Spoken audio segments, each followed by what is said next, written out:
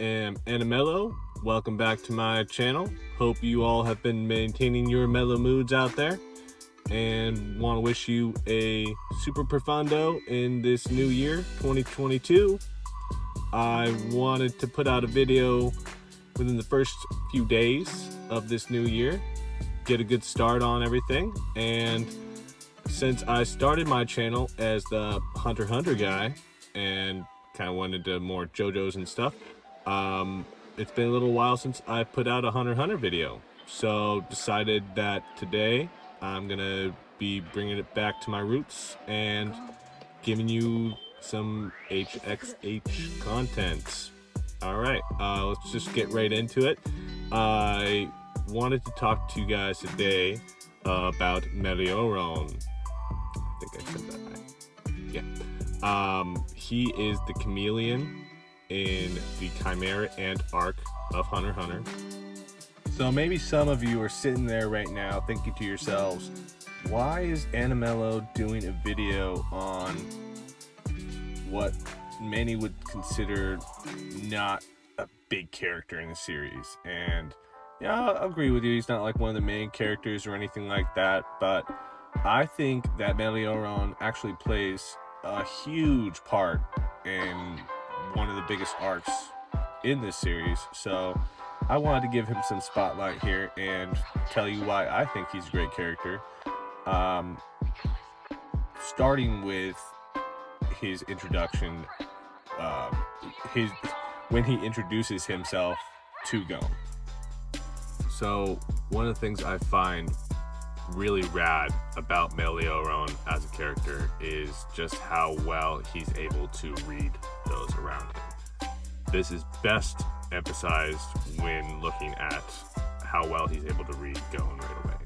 And not only does he see like, oh, he's not just a kid, he's definitely got something special going on, he's also able to see that darker side that I feel like a lot of characters in this series don't pick up on in Gon right away, at least. There's only like 2 or 3 I feel like that really like see it clearly, that Gon has this monster, this darkness inside of him. And one of the quotes he says, I think, is I sensed a human-like monster, or like a monster-like human, or something like that just had this weird aura, you know, this weird end to him, and that's what led me to you, kind of thing. And yeah, so he's able to see that in Gon right away, and I thought that was really cool. But some of the ways he's really important in the series, definitely his ability. Without his ability, I don't think any of the Chimera and Palace Invasion part of the arc would have worked at all. So he's part of the team that goes in to try to kill Meritorious and to try to kill the king. And he has this ability where he can hold his breath, and not only does this make him invisible, but it completely makes him not able to be sensed by any of your senses. So touch, hearing, everything. He could bump right into you, you wouldn't feel him. But the most important thing is he does not show up when it comes to people being able to feel his net. And so this is really great for him because he can just disappear and just get out of there at any point in time that he wants. But the dude is a homie. He's total homie. He goes in there with them, switches sides. He's on the human side, and he goes in there with his team, and anyone he is in contact with when he starts his ability can also completely disappear as well. So throughout the Palace Invasion arc, he's mostly on Knuckles' back, which I find great. He's just piggybacking the whole time. But he's able to keep Knuckles completely imperceptible to not only Yuppie when they first entered the palace, but even Meritorious himself, which is a crazy OP feat to be able to accomplish. Keeping himself and whoever he's touching under the radar that's pretty cool. Meleoron was once a human, and his name was Jeru, or Jail. And when he was a human, he actually had a father who was one of the other Chimera ants, and that was the penguin, Peggy. And he only starts remembering this later on, but the death of Peggy is what makes him decide that Meritorious is not someone that he wants to follow, and not a good king, because he's just too brutal. So he's one of the squadron leaders of the Chimera ants as well. And the squadron leaders are all pretty powerful. I'd say they're around like Knuckles, and that level. Maybe a little bit weaker. Knuckles probably could defeat most of the squadron leaders, like besides the upper echelon. But anyways, Meleoron starts to get memories back of when he was a human, and he decides that he is going to join the humans. And he's following Gon and Killua for like a while before he first decides to reveal himself, and he waits for Gon and Killua to separate before choosing to reveal himself to Gon individually. And the reason he's able to follow Gon and Killua for so long without them really noticing him, Killua notices him like once. He senses him, sort of, but it's because of his Hatsu, his Nen ability, which is called Perfect Plan, which he shows Gon. He can completely disappear, but then he's also able to basically circumvent all of everyone else's senses. So anyone within his range is just completely unaware that he's there.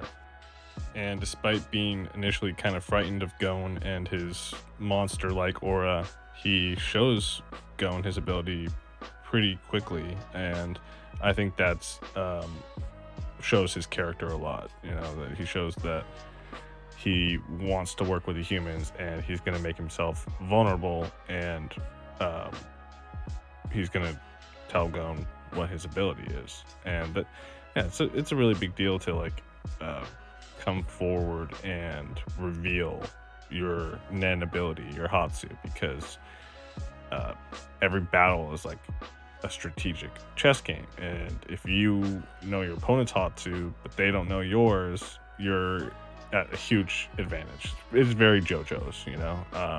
The battles in Hunter x Hunter are very JoJo's, a lot of them, and I love it. And so Meleoron teams up with Gon here and decides he's going to show him his other ability, which is called God's Accomplice. But in order to activate it, some Hatsus, they have requirements, and his is Gon has to tell him what his name is. He already knows, but he has to have the person tell them their name.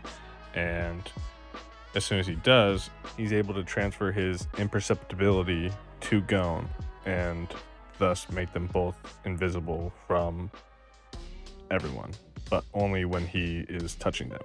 So that's a little background on Meleoron and why I like him, and why I think he is a really important character in the series, more important than a lot of people I feel like give him credit for.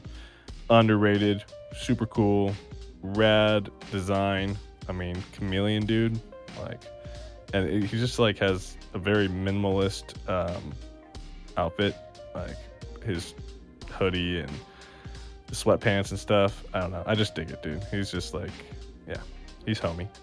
The only thing that makes his ability not just insanely overpowered and just too much is that he can only use this as long as he is holding his breath, which he times I think at 2 minutes.